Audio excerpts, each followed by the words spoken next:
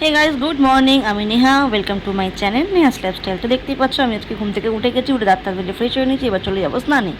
তো স্নান টান করে আমি রেডি হয়ে নিয়েছি, দেখতে পাচ্ছ একটা শাড়ি পরে নিয়েছে। আজকে হচ্ছে অক্ষয় তৃতীয়া, আজকে হচ্ছে আমাদের বাড়িতে পুজো, মানে আমাদের দোকান আছে, সেই দোকানের পুজোটা আমরা ঘরেই করা হয় একবারে। আর আজকে আমাদের নতুন করে ঠাকুর মন্দির প্রতিষ্ঠা করা হচ্ছে, লক্ষ্মী ঠাকুর সব আলাদা করে ঘরের সব প্রতিষ্ঠা করা হবে। তো চলো আমি ওপর থেকে নিচের দিকে চলে যাচ্ছি, মানে মায়ের ঘরে এই জিনিসগুলো হবে, মানে সব পুজো টুজোগুলো হবে। তো আমি চলে এসে দেখি অলরেডি মা ঠাকুর গুছানো শুরু করে দিয়েছে। আর দেখতেই পাচ্ছ মন্দিরের ওপরে পেতেছিলাম বজরংবলী, সব ঠাকুর পেতে হয়ে গেছে। আর মা আমাকে বললো তুমি লক্ষ্মীটাকে স্নান করিয়ে নাও, স্নান করিয়ে রেডি করাও মা লক্ষ্মীকে। তো ওইদিকে মা লক্ষ্মীকে দেখতেই পাচ্ছ একটা গামলার মধ্যে রেখে আমি গঙ্গার জল দিয়ে স্নান করিয়ে নিলাম। স্নান করিয়ে নিয়ে মা লক্ষ্মীকে এবার জামা কাপড় পরাবো। তো দেখতে পাচ্ছ কতই না সুন্দর লাগছে মাকে দেখতে, যেন অপরূপ সুন্দর লাগছে মাকে দেখতে। তো মাকে রেডি করে নিয়েছি, করার পরে সিংহাসনে পেতেও দিয়েছিলাম।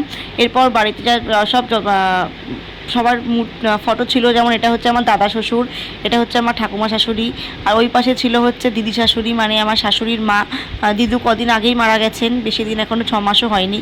তো সবার গলায় মালা ঠালা পরিয়ে নিলাম। মালা পরিয়ে নেওয়ার পর তারপর আমি ওইদিকে আরও যা যা ঠাকুরের ফটো ছিল সবার গলায় মালা ঠালা পরিয়ে নিয়েছি। মালা পরিয়ে নেওয়ার পর এদিকে মালা ঠালা পরাতে দেখতে পেয়েছি আমার মা আর আমার দিদির মেয়ে চলে এসছে, সোনা। তো সোনাকে একটু ভিডিও করে নিচ্ছিলাম। তো এরপর আমরা সবাই বসে পড়ছিলাম পুজোর সব যোগাযন্ত্রী করতে। এদিকে লক্ষ্মী গণেশের পাতা হয়ে গেছিলো, মন্দিরটা সুন্দর করে গুছানো হয়ে গেছিলো। আর মন্দিরটা খুব সুন্দর করে লাইট দিয়ে ডেকোরেশন করা হয়েছে। এটা পুজো যখন শুরু হবে তখনই লাইটটা জ্বালানো হবে। তো এদিকে পুজোর সব গুছানো হয়ে গেছে, আমাদের ঠাকুরমশাইও অলরেডি চলে এসছে। তো এই যে ঠাকুরমশাই চলে এসছে, এদিকে আমার বড়মশাই ওদিকে মন্দিরে লাইটগুলো সেট করছিল, একটু ডিস্টার্ব করছিল, লুজ কানেকশন হয়ে গেছিলো বলে। তো এবার পুজো হচ্ছে, সবাই মিলে বসেছি। সেজো কাকি, মা, আমার শাশুড়ি মা, আমি, আর আমার পাশে আমার বড়মশাই বসে বসে ভিডিও বানাচ্ছিল। তো সবাই মিলে পুজো সব সেরে নিলাম, পুজো টুজো হয়ে গেছে। এরপর হচ্ছে পুজোর আরতির পালা।